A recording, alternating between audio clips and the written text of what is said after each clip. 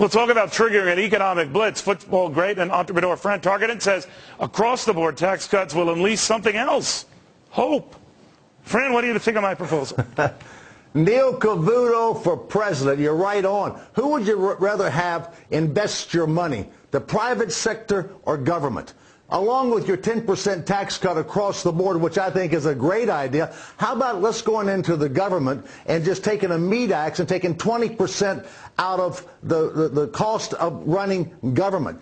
All businesses, we're looking at our budgets every month to see how we can get more efficient, save more money, and be more productive. I never hear anything from the government about making cuts, being more efficient, and being able to have a surplus. We have got to get rid of the debt, and by cutting taxes, you build confidence in the private sector. We have no confidence in this administration. When you have confidence in the private sector, we'll spend those trillions of dollars that we have now because we think maybe you are pro-private sector and pro-business. Well, that was kind of my argument there. You said it just a lot more astutely and articulately, as you always do, Fran. But my argument with this is we've tried your way, Mr. President and Congress.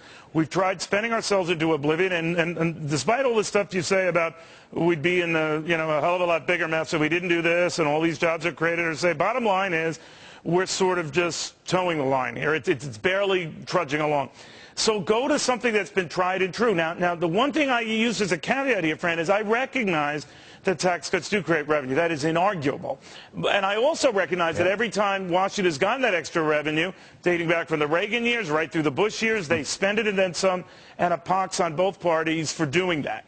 I say we police that, but the bottom line is we do this because we don't have a moment to waste. What do you say?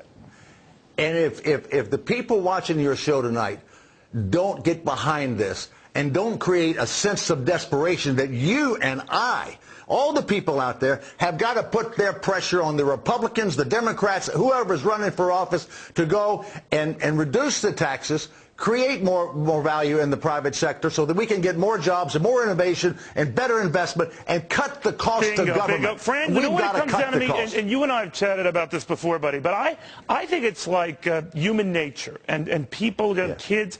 We always need something to look forward to. A lot of people always say they look forward to the next vacation. They look forward to the next family celebration. Not in my family's case, but sure.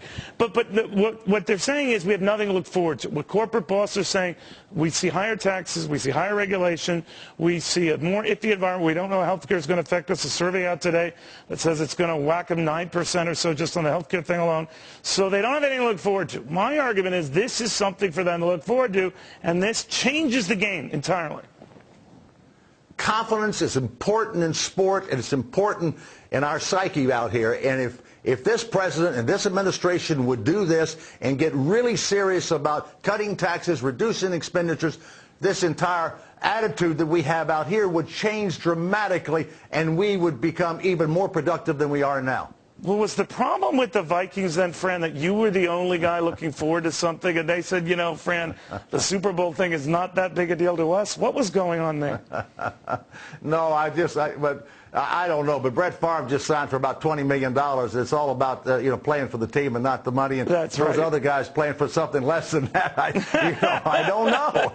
But it's funny you mentioned what's happening here and the environment it's happening in. Very quickly, Fran, the president was targeting all this cash these CEOs are sitting on today, and I thought with a bit of a veiled threat, saying, look, I've provided the environment in which these guys are sitting on all this cash.